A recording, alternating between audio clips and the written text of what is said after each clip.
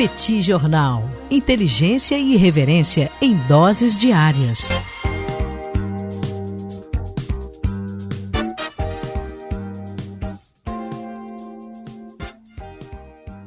Olá, gente. Bem-vindos, bem-vindas ao Petit Jornal. Esse é o Petit Invest número 111. Estamos gravando numa live no YouTube do Petit Jornal. São exatamente 9 horas e 28 minutos da sexta-feira, 17 de abril de 2026. Cá está a dupla de costume, a dupla que você conhece de cor. Tanguy, o Bagdadi animado, contente, preparado, revigorado, resiliente, retumbante, descansado, tarifado em 15%, mas aguardando reembolso do excesso de tarifas que foram praticadas nos últimos meses. E temos também Daniel Souza, que é esse que vos fala. Ao longo dos próximos minutos, vamos falar um pouco sobre o ambiente de negócios, a dinâmica de investimentos internacional. Esse é o Petit Invest, espaço de toda sexta-feira aqui no Petit Jornal. Tudo bem, professor Bagdadi? Vamos a isso? Tudo bem, Daniel Souza, com S. Vamos lá para mais um Petit Invest, fechando a semana regular, a semana regulamentar, Daniel Souza, sem acréscimos, né, sem saber ali o que vai acontecer ao longo do final de semana, mas a princípio esse é o nosso último episódio da semana. Deixo aqui as boas-vindas a todo mundo que está junto com a gente, todo mundo que nos acompanha, todo mundo que se inteira, né, Daniel, do que está acontecendo na política e na sexta-feira, né, na economia, junto com a gente aqui no Petit Jornal. Um prazer ter vocês aqui junto com a gente. O nosso episódio de hoje é sobre incerteza, mas eu queria falar sobre uma certeza, Daniel Souza. A certeza é, nós estamos nesse mês agora no aniversário da Insider. E aí, Daniel, quando você faz aniversário, tem sempre aquela ideia de você pensar na trajetória, em tudo que aconteceu até aqui. E, de fato, a Insider, Daniel, ela tem produtos que são testados, ajustados, você tem repetição, você tem validação, você ouve feedback e tal, até você chegar no melhor produto, que é exatamente o que é entregue para os clientes da Insider Store. Aliás, tem um link na descrição desse episódio aqui que te dá desconto. E no aniversário da Insider Store você ganha ainda mais vantagens. Aliás, está cheio de brinde, viu, Daniel? É realmente festa para todo mundo, porque a Insider Store tem, de fato, uma coleção cada vez maior, cada vez mais diversificada. Acessa lá, aproveita, que o aniversário da Insider Store está bom demais, principalmente utilizando o link que está na descrição desse episódio. Link no descritivo desse episódio, gente. Cliquem, conheçam o trabalho da Insider Store, com peças para as mais diferentes situações, peças tecnológicas. Tenho certeza que você vai gostar. Link no descritivo desse episódio. Ô Daniel, a gente vem falando ao longo das últimas semanas que o mercado internacional ele está em maus lençóis ao longo dessas últimas algumas semanas, né? Pelo fato de que ninguém tem um referencial muito claro acerca do que está acontecendo. O dólar ainda é referência, não é mais? Qual é o preço do barril do petróleo? O barril do petróleo bate 110, depois volta para 90. Como é que você está vendo isso, Daniel? A impressão que eu estou, e eu queria te ouvir sobre isso, é que nós temos um mercado que, nesse momento, está sem referencial, né? A gente não sabe exatamente no que confiar para conseguir imaginar como é que vão estar as variáveis econômicas daqui para frente. Me explica. É verdade, Tanguy. Nós estamos vivendo um período, no mínimo, curioso. Afinal, quando a gente observa justamente as movimentações no sistema financeiro internacional, o que a gente acaba observando é uma queda do valor do dólar. Por que eu digo que isso é curioso? Porque, historicamente, sempre que nós tínhamos momentos de incerteza, o que as pessoas faziam? Corriam para o dólar, buscavam segurança na moeda americana e a moeda americana acabava se valorizando. Só que o que nós temos observado nesse ano de 2026 é o contrário disso. A gente tem observado um processo onde, diante desse elevado grau de incerteza, que, num certo sentido, tem relação direta com a política externa dos Estados Unidos, as pessoas estão abrindo mão de dólares e estão buscando refúgio em outras moedas. Não há um substituto claro do dólar no sistema financeiro internacional e, portanto, o que tem acontecido é um processo de diversificação. A gente observa que tem havido uma saída de recursos dos Estados Unidos e essa saída de recursos dos Estados Unidos tem ido para diferentes lugares. A gente tem observado uma valorização do real em relação ao dólar, do euro em relação ao dólar, da libra em relação ao dólar. Até a Argentina tem conseguido fazer algumas compras de dólares nos últimos tempos, diante de um cenário onde os dólares deixam os Estados Unidos. É claro que os Estados Unidos continuam concentrando a maior parte do mercado de capitais global e vão continuar concentrando durante muito tempo. Mas uma pequena saída de recursos do mercado de capitais americano em direção a outros países já é suficiente para que você tenha aumento na Bolsa de Valores, para que você tenha valorização das moedas que estão recebendo esses recursos, o que é algo diferente do que historicamente nós tínhamos. Aliás, muitos dos investimentos acabavam sendo redeados em dólar, protegidos em dólar. Então, você fazia um investimento, se algo desse errado, você tinha o dólar para minimizar as perdas daquele investimento arriscado que você tinha realizado. E hoje, como o dólar não está mais sendo visto com a mesma segurança que no passado, o que acaba acontecendo é que ninguém sabe como se redear, ninguém sabe como se proteger. E se você não sabe como se proteger, o que você faz? Espalha o dinheiro. Coloca o dinheiro em vários mercados ao mesmo tempo, porque isso pelo menos dilui o seu risco. A gente está vivendo um momento muito curioso. E a gente não sabe se isso é uma inflexão definitiva e, consequentemente, a gente vai caminhar em algum momento para um ponto de não retorno, ou a gente está falando de um ponto fora da curva. Em algum momento o dólar acaba recuperando uma parte, pelo menos, de sua credibilidade e a capacidade de estabelecer segurança. E algo me diz, Tanguy, que a definição de qual dos dois cenários nós vamos vivenciar vai ter relação direta com a política externa dos Estados Unidos.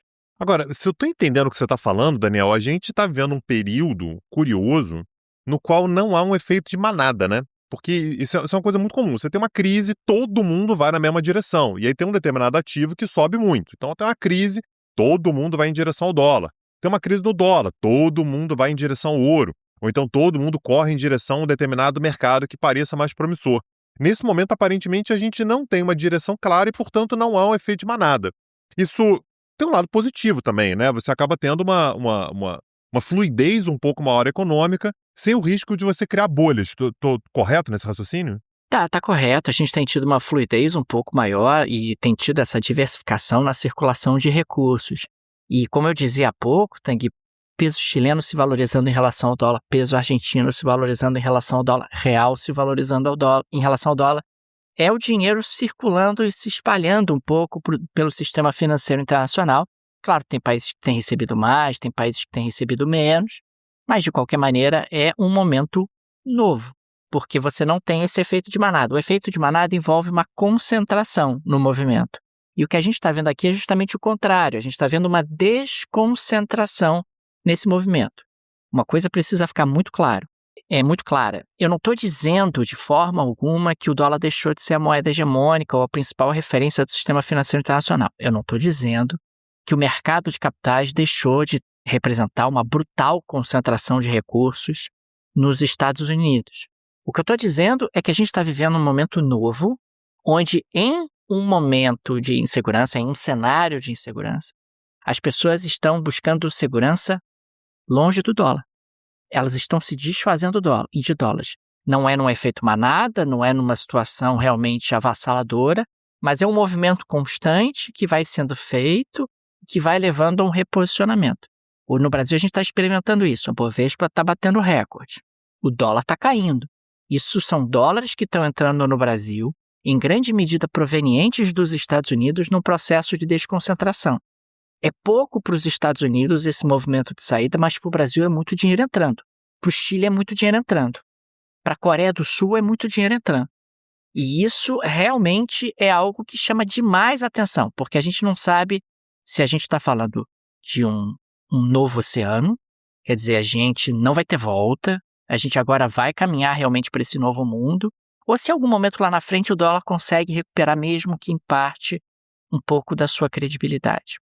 O que dá para afirmar é que a gente está navegando por mares nunca antes navegados, pelo menos desde o final da Segunda Guerra Mundial. Agora, se o dólar está ficando mais arriscado, né, Daniel, e a impressão que dá é essa, as pessoas também, né, os investidores, os mercados de uma forma geral, estão aceitando mais risco, né? Porque eu estou tirando dinheiro de um mercado que era considerado, né, o ápice da segurança, que era o mercado americano, que era o dólar e tudo, e estou aceitando colocar esse dinheiro em outros mercados que são menos seguros do que eu gostaria antes.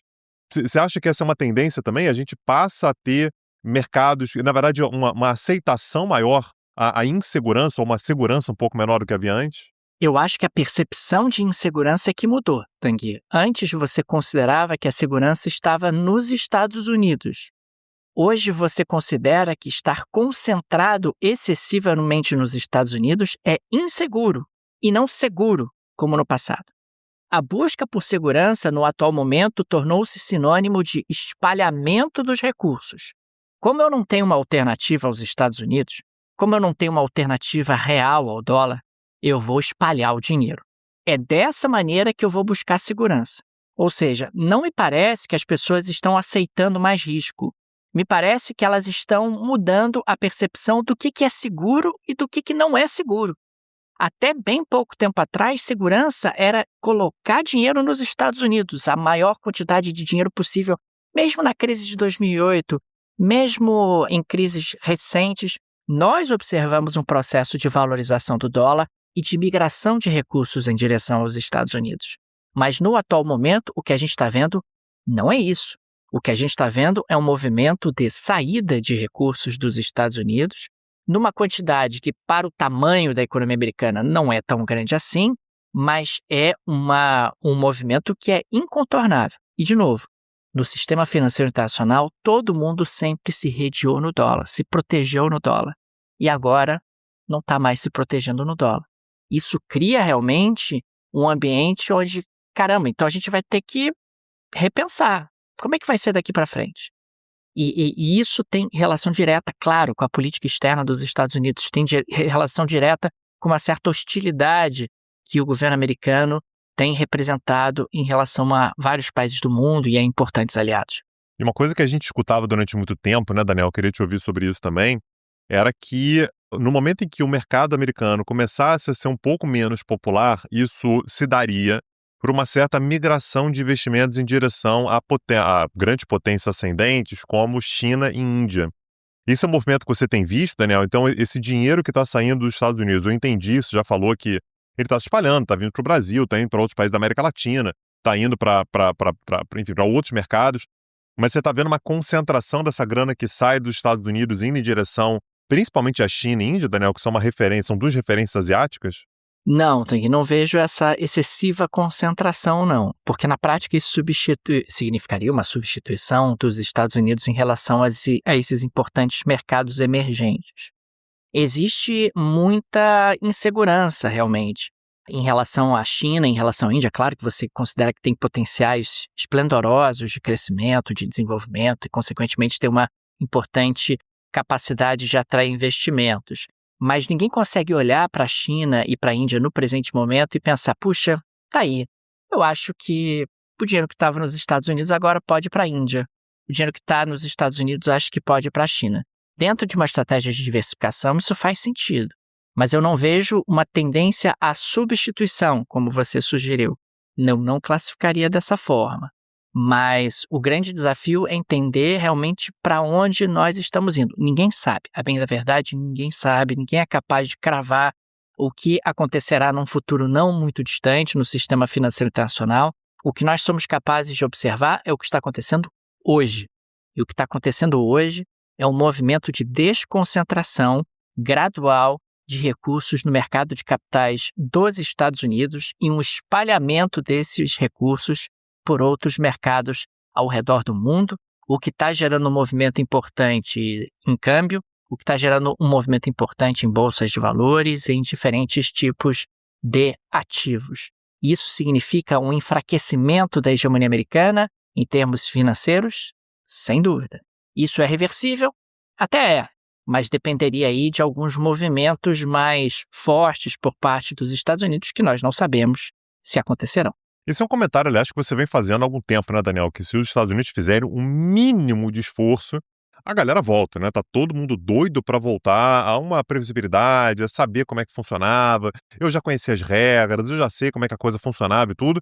E as pessoas, elas estão doidas para entenderem que tudo que aconteceu nos últimos 2 ou 3 anos foi apenas um pesadelo, foi apenas um momento ruim, mas tudo vai voltar a ser como era antes, porque eu gostava daquela segurança que era o dólar. Não sei se volta exatamente para o cenário que era antes, mas pelo menos para algo parecido, né, Daniel? Pelo menos um vislumbre de alguma segurança, de alguma ordem que existia anteriormente, né? Não sei se você concorda com isso. Com certeza, Tanguy. Aliás, a gente pode até observar que esse movimento de saída dos Estados Unidos, ele não é um movimento violento, ele não é um movimento abrupto, ele é um movimento gradual. E isso mostra uma certa resistência dos agentes econômicos em abandonar os Estados Unidos. É como quem diz, cara, meu Deus, eu vou ter que sair mesmo. Pô, vou ter que ir para esse mundão, que coisa perigosa, eu não sei como é que esse mundo funciona. Ter os Estados Unidos como referência é tão quentinho, né? Tão confortável. Puxa, eu vou ter que ir para Brasil, para Chile, para Índia, para não sei, meu Deus do céu, vou ter que ficar circulando nesse monte de lugar com o meu dinheiro, esse monte de lugar instável, esse monte de lugar imprevisível. A intensidade do movimento, inclusive, Tanguy, me sugere isso, me sugere que as pessoas vão porque elas percebem que é necessário, mas vão com dor no coração.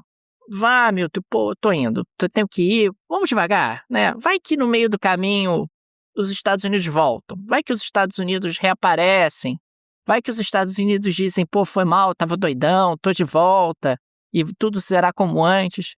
Existe ali realmente um certo sentimento, me parece, nesses agentes econômicos de tentar restabelecer algum grau de previsibilidade. Isso não é uma coisa pró-americana, não é uma coisa... nada disso. É apenas a percepção de que ter o previsível é melhor. O ser humano gosta de previsibilidade. Ter previsibilidade é algo importante. Os Estados Unidos são 1/4 do PIB do planeta. Ainda são, a maior potência militar, etc. Bem ou mal, eu conheço, ou pelo menos conhecia os Estados Unidos, achava que conhecia. E por isso... muita gente adoraria que os Estados Unidos voltassem a ser esse porto seguro para que as contas ficassem mais fáceis, os hedges ficassem mais fáceis e você voltasse ali um pouco à programação normal. Perfeito. Daniel Souza, a gente vai continuar acompanhando esse movimento todo de transformação pelo qual a gente tem navegado, né, ao longo das últimas semanas, talvez do último ano, né, Daniel, desde que Donald Trump chegou à presidência, ou voltou à presidência. A gente tem um movimento de mudança que parece bastante claro. Vamos ver se isso vai continuar. Temos eleições de meio de mandato nos Estados Unidos, agora no início de novembro. Isso pode mudar bastante o cenário nos Estados Unidos. Não dá para saber se a situação fica melhor ou pior, sabe-se lá. Mas tudo isso vai ser acompanhado aqui no Petit Jornal. Deixo aqui o agradecimento a todo mundo que acompanhou a gente em mais esse episódio. Segunda-feira de manhã, estamos de volta com mais um bate-papo. Daniel Souza, um abraço. Até a próxima. Valeu. Tchau, tchau. Petit Jornal. Inteligência e irreverência em doses diárias. Acesse www.petitjornal.com.br.